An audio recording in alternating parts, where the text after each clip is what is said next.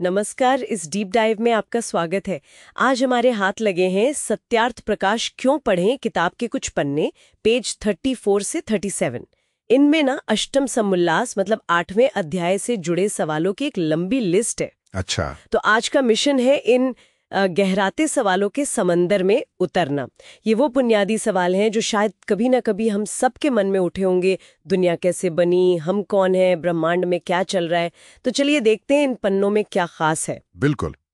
ये पन्ने असल में हमें उन मौलिक जिज्ञासाओं से रूबरू कराते हैं जिन पर आप कह सकते हैं सदियों से सोचा गया है।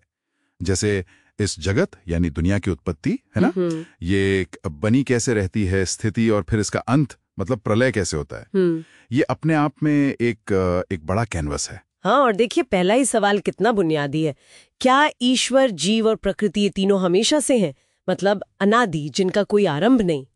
बहुत गहरा सवाल। और अगर ईश्वर है भी और वो निराकार है बिना हाथ पैर के, तो उसने ये सब बनाया कैसे और क्यों बनाया, पर्पस क्या था? और साथ ही वो क्लासिक पहेली बीज पहले या पेड़, ये सवाल सोचने पर मजबूर करते हैं कि स्रोत किस तरह के तर्क दे रहा होगा।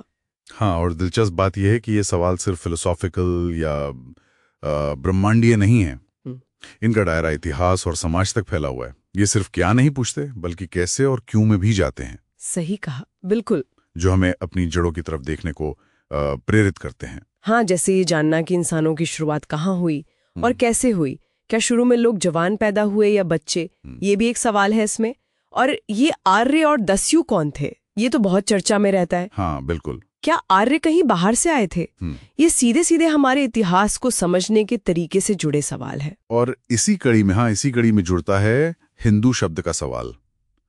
क्या ये शब्द पुराने भारतीय साहित्य मतलब आर्ष साहित्य जैसे कहते हैं, ऋषियों का लिखा हुआ, उसमें मिलता है?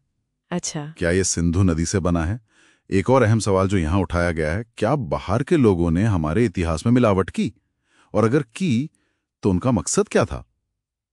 ये सब हमारी पहचान और इतिहास की परतें उधेड़ने वाले प्रश्न हैं। साथ ही ये भी कि असुर, राक्षस, दस्यु ये सब कौन थे, ये भी पहचान की खोज का हिस्सा है। बिल्कुल।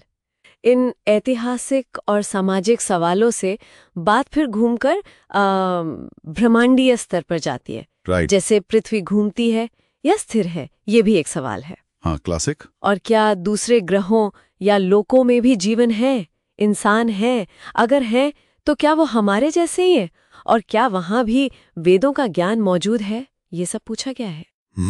ये सवाल हमें सृष्टि की विशालता और उसमें हमारी छोटी सी जगह के बारे में सोचने पर मजबूर करते हैं। ये दिखाते हैं कि कैसे दुनिया का बनना, इंसानों का इतिहास और ब्रह्मांड के अनसुलझे रहस्य, ये सब कहीं ना कहीं आपस में जुड़े हुए हैं। एक दिलचस्प ऐतिहासिक सवाल ये भी है कि क्या युधिष्ठिर के राजसूय यज्ञ में दुनिया भर से राजा आए थे तोहफे लेकर? क्या वो एक तरह का टैक्स जैसा था? ये उस समय के भारत के प्रभाव के बारे में सोचने को कहता है। तो ये थी एक झलक उन सवालों की जो सत्यार्थ प्रकाश के 8वें अध्याय के इर्द गिर्द इन पन्नों में उठाए गए हैं।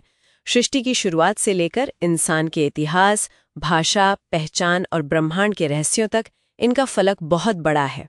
दुनिया बनने में कितना वक्त लगा, परमाणु यानी एटम क्या है, धरती टिकी कैसे है, ये सब इसमें शामिल है। हाँ, और गौर करने वाली बात यह है कि ये सवाल भले ही पुराने लगें, लेकिन आज भी कितने मौजू हैं, कितने रेलेवेंट हैं। ये हमें याद दिलाते हैं कि जानने की, ज्ञान की खोज कभी खत्म नहीं होती है।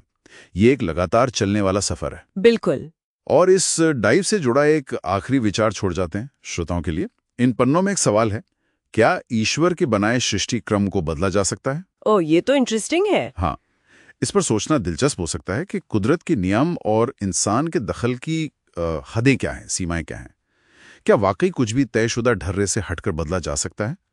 ये प्रकृति की शक्ति और हमारी इच्छा शक्ति के बीच के रिश्ते पर सोचने का एक अच्छा पॉइंट है। सोचने लायक बात है।